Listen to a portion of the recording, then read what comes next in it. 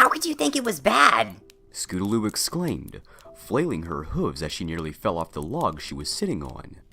For Scootaloo, camping in the white-tailed woods with Rainbow Dash and her two closest friends and their sisters had become a nearly monthly excursion, and important practice for the annual Big Sister Little Sister camping trip to far-off places.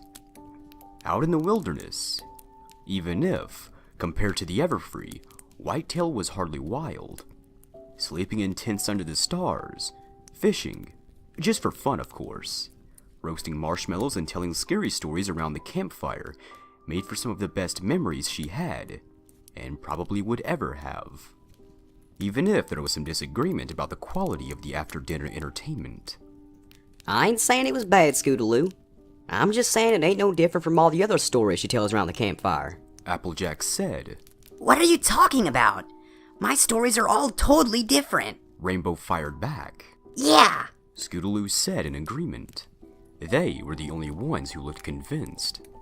Rainbow, Applejack does have something of a point. Rarity chimed in.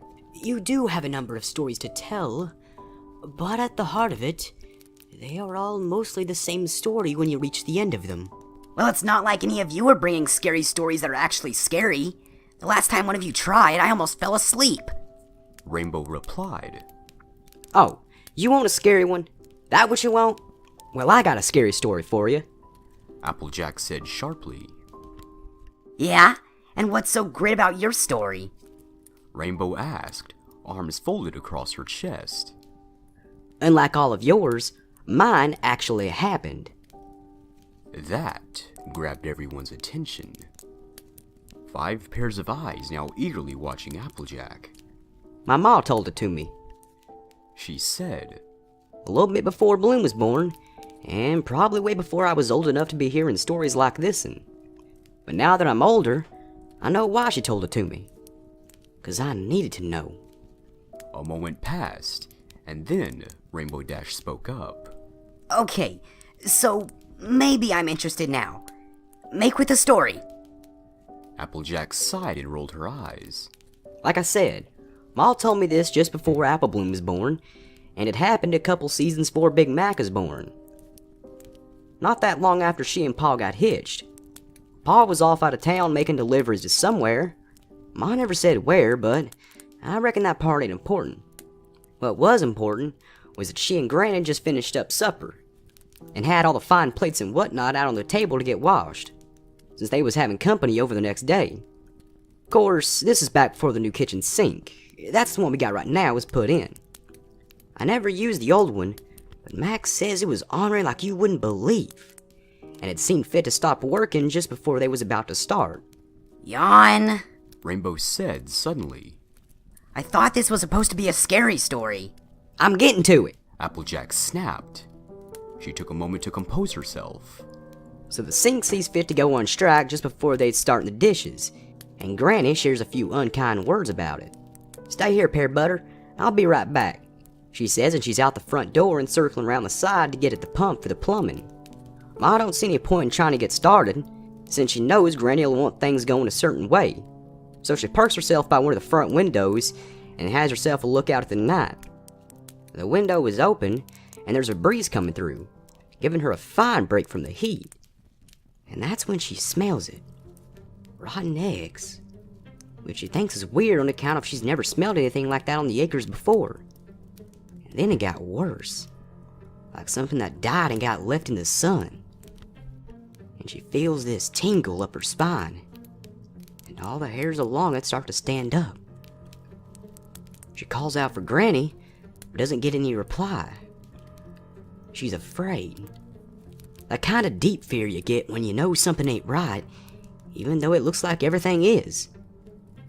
She's thinking of locking the door and goes to call Granny again, when she sees it. This shadow bounding out under the starlight towards the porch.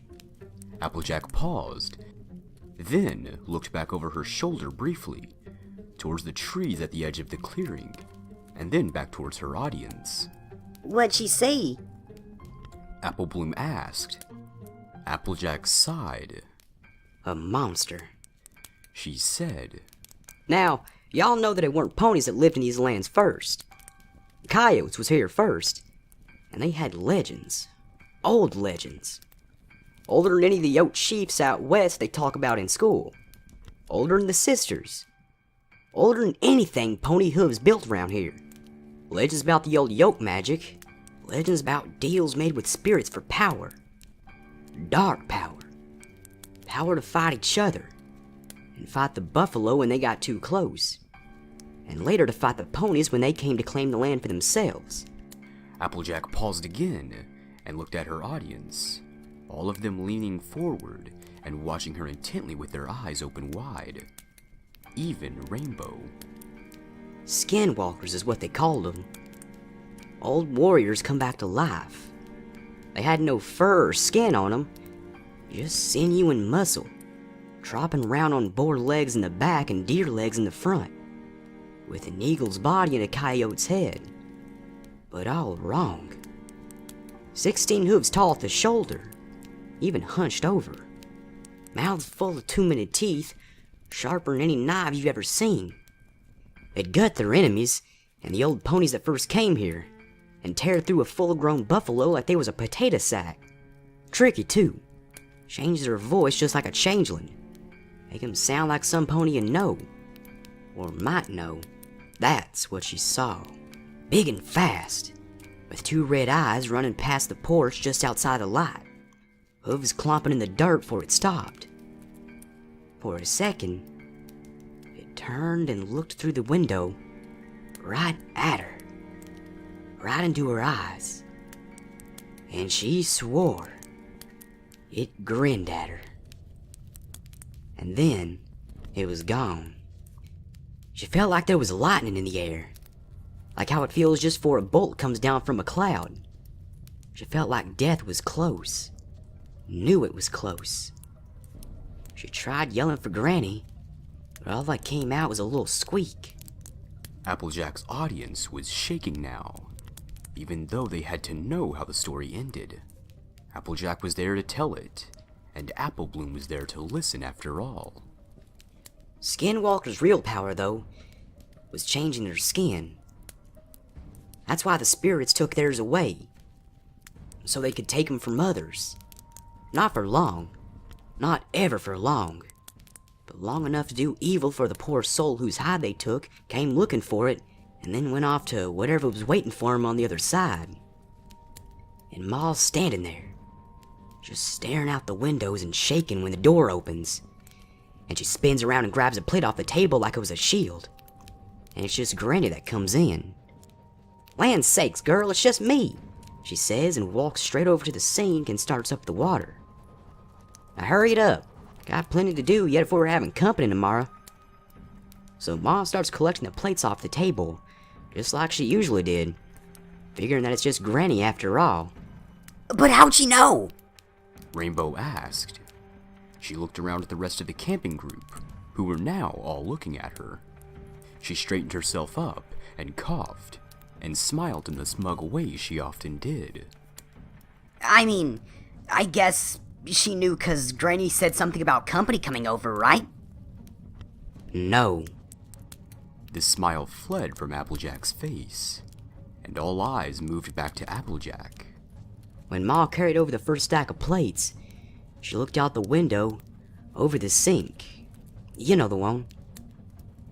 And there, just outside the light, she sees that thing watching her, with them red eyes, and grinning with 2 minute, 2 sharp teeth.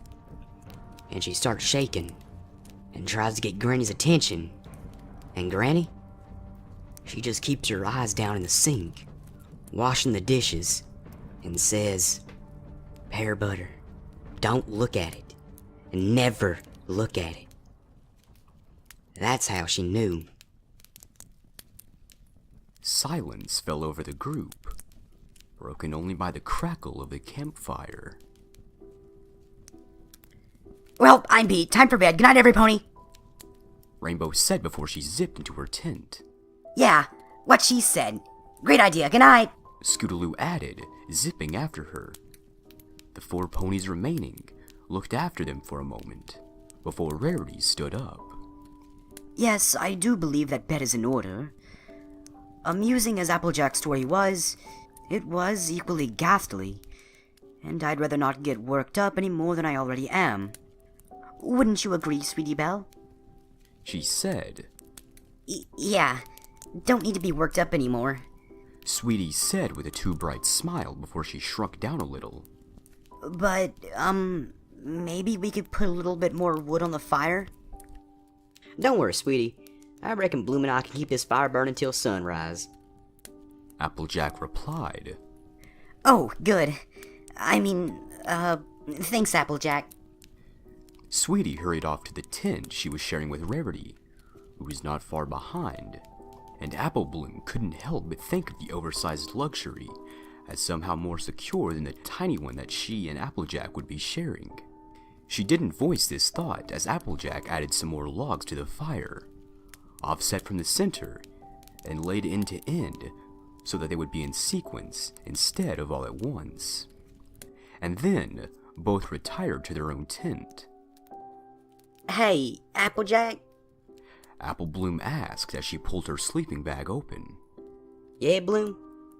Applejack asked, climbing into her own sleeping bag and setting her hat over her face. There ain't really any skinwalkers, are there? She asked. Applejack lifted her hat and raised her head enough to look at her sister. Bloom, it's just a story. Ma swore up and down that it happened, but you and me, we paid attention in school. Weren't no coyotes around these parts. Never was. They's all out west. Apple Bloom let out a heavy breath.